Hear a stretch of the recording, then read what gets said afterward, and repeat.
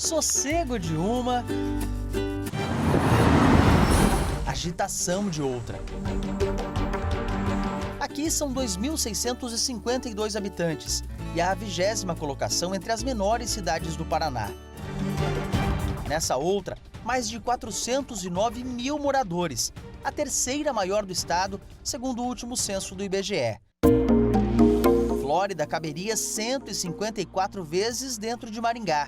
Mas embora o contraste do tamanho seja mais facilmente percebido, esta não é a única diferença entre elas. Maringá bateu o recorde histórico na arrecadação de ISS, que é o Imposto sobre Serviço, em torno de 366 milhões. Somos a segunda do Paraná. Perdemos só para Curitiba. O serviço é a nossa maior matriz econômica. Então, a nossa arrecadação aumentou 20%. O que nós arrecadamos, no ISS não deu 10% do que nós investimos no nosso município. Nós dependemos muito do FPM, nós dependemos do ICMS e das emendas parlamentares. Eis aqui prefeitos de realidades distintas. Ulisses de Maringá observa do gabinete a cidade rica. Já Emerson de Flórida enxerga pela janela os desafios de lidar com poucos recursos. Hoje nós estamos com as contas do nosso município no azul. Mas assim, não é fácil para nós mantermos as nossas contas em dia. No Brasil inteiro, os municípios tiveram dificuldade para fechar as suas receitas, fechar sua folha de pagamento. Nós fechamos aqui numa situação bastante tranquila, vamos ter inclusive um superávit, coisa rara no Brasil. Grande, média ou pequena, é obrigação das cidades prestar serviços públicos, como saúde e educação. O repasse é proporcional à quantidade de usuários do serviço, mas os custos nem sempre. A mesma demanda que tem nos municípios maiores é a nossa demanda, O ônibus escolar nas cidades maiores, ele vai na linha de buscar os alunos, ele vem com 40 alunos. E no nosso município ele vem com 5, 6 alunos. E os gastos são os mesmos. Tem que ter um motorista, mesmo o petróleo, o seguro, a manutenção é a mesma.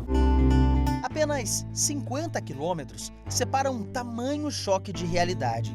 Se dentro de um mesmo estado é assim, já se imagina o cenário de uma região para outra, em um país de dimensões continentais. O Brasil é hoje um dos países mais desiguais justamente por conta disso, por causa desse desequilíbrio tributário. Então isso é uma correção que estava sendo esperada há mais de 30 anos e até que enfim veio. Este momento, em dezembro do ano passado, foi um primeiro passo numa tentativa de atenuar desigualdades. Declaro promulgada a Emenda Constitucional número 132 de 2023, a reforma tributária brasileira. Uma reforma que demorou mais de 3 décadas para ser realizada. Desde 1988, a Constituição Federal não tinha uma reforma tão ampla no sistema tributário. A proposta busca simplificar a cobrança de impostos sobre o consumo. Com isso, incentivar e acelerar o crescimento da economia no país. Com a reforma tributária, impostos como IPI, PIS, COFINS, além de ICMS e ISS serão extintos e vão dar espaço a novos tributos. O IVA, com o CBS, Contribuição sobre Bens e Serviços, e o IBS, Imposto sobre Bens e Serviços. Especialistas afirmam que a reforma vai reduzir o chamado Custo Brasil. Isso aí facilita a questão de você, por exemplo, formar preço, tomar decisões, vai demandar menos horas de trabalho para fazer a apuração, e quanto que eu tenho que recolher. Então menos contadores, consultores, empresas de auditoria. A reforma tributária vai ser feita em um lento processo de transição, que começa em 2026 e vai até 2033, quando a reforma vai estar em pleno vigor, o que ainda depende de leis complementares. O processo nem começou e já surgem preocupações, especialmente entre cidades de médio e grande porte, com receio de perda de arrecadação. A gente entende que a reforma tributária ela foi atropelada, ela não foi discutida com os municípios, não foi debatida de maneira adequada, foi feita nos gabinetes em Brasília, não teve a participação dos prefeitos, não teve a participação dos governadores, e a nossa preocupação é que aumente essa desigualdade. né, dos municípios mais ricos e municípios com menos recursos para investimentos em serviços públicos. Se todos os recursos fossem divididos como um bolo em fatias, seria desta maneira. A União fica com os 58% da arrecadação, os estados 24% e os municípios terminam com a menor fatia, 18%, segundo o que diz o Pacto Federativo. Formar este bolo requer uma receita, onde entram diversos impostos. Hoje, os impostos federais sobre bens e serviços são IPI, PIS e COFINS. O estadual é o ICMS. Já os municípios têm o ISS, Imposto sobre Serviços. Cada um deles é como se fosse um ingrediente que compõe a massa da carga tributária brasileira. É uma crítica que se faz há anos, não é de agora, que seria melhor que os valores arrecadados ficassem no estado e no município. É como aquele pai que vê os filhos se desenvolvendo de uma maneira diferente. A União fica meio um paizão que tenta trabalhar a desigualdade. Aqui na pequena Flórida são poucas empresas. Com isso, a arrecadação de ISS é considerada muito baixa. Em 2023, os valores contabilizados foram insuficientes para bancar investimentos. Além disso, também não surtiram grandes impactos no orçamento do poder público da cidade. Por outro lado, aqui na enorme Maringá, a arrecadação com imposto sobre serviço em 2023 foi a maior do interior do estado. Um dinheiro extremamente importante para o orçamento do município, ainda mais no momento em que o setor de serviços cresce acelerado. Setor responsável pela arrecadação das cidades. Este economista explica que os serviços têm impacto enorme na economia de médios e grandes municípios brasileiros. Hoje o setor de serviço a níveis de Brasil e a níveis de Maringá gira em torno de 2/3 do PIB.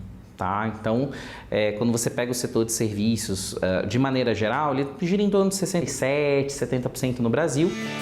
O texto geral da reforma revela a perda de autonomia. Hoje as cidades decidem imediatamente o que fazer com o dinheiro do ISS, de que forma investir. Mas com a reforma isso deve mudar e a União é quem vai redistribuir os recursos. Algo que vai na contramão, uma vez que as cidades crescem, as demandas aumentam, mas os recursos nem sempre, segundo a Frente Nacional de Prefeitos. Ulisses Maia, prefeito de Maringá, é também o segundo secretário da FNP. A própria Frente Nacional dos Prefeitos manifestou formalmente disso, eu participei de várias reuniões.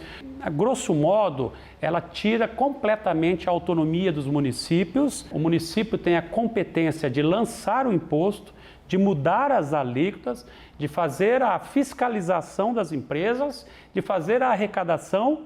Esse recurso fica no caixa do município. Para incentivar a economia e a geração de empregos, Maringá tem desde 2013 o ISS Tecnológico.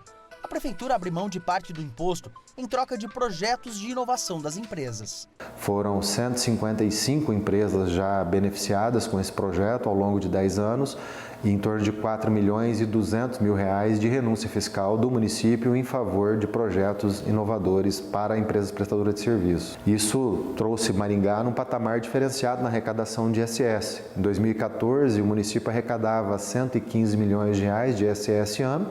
Em 2023, nós fechamos o exercício com 366 milhões arrecadados. São quase 220% a mais de arrecadação. Então, isso mostra que a renúncia fiscal bem aplicada é uma ferramenta importantíssima de desenvolvimento econômico para o município. Que o ISS tecnológico dá certo, os números comprovam, mas com a reforma sobram incertezas. Esse é um grande problema, né? A incerteza que nós temos com relação à manutenção dos nossos programas. Sem programas de incentivos individualizados de cada estado ou cidade, a reforma promete acabar com a chamada guerra fiscal, em que alíquotas menores de impostos são usadas para conquistar a instalação de empresas. O máximo que o município vai poder fazer é dar um incentivo, por exemplo, de um terreno, alguma coisa assim, mas é um crédito muito restrito, então não vai fazer muita diferença eu me instalar na cidade X ou Y. O que vai importar agora para a empresa se instalar é o quê? É a característica regional. Brasil está diante de várias faces de uma mesma reforma, que trouxe consigo o entusiasmo de economistas. Tudo se torna mais fácil. Se tudo se torna mais fácil, mais justo, isso acaba por até estimular o empreendedorismo, por facilitar, mas também atrair investidores. A esperança de pequenas cidades. É uma esperança de nós podermos pegar uma fatia maior do bolo. Mas também preocupações latentes. Eu acho que a gente tem que rever essa reforma tributária, ela tem que, nas suas leis complementares para a regulamentação, ela tem que ser muito mais debatida. E deve provocar agora um longo trabalho pela frente. A Frente Nacional dos Prefeitos está articulada, está trabalhando com o Congresso, está trabalhando com o Ministério da Fazenda, para que não haja perda para os municípios, né? Apenas que se facilite, então, o sistema tributário brasileiro.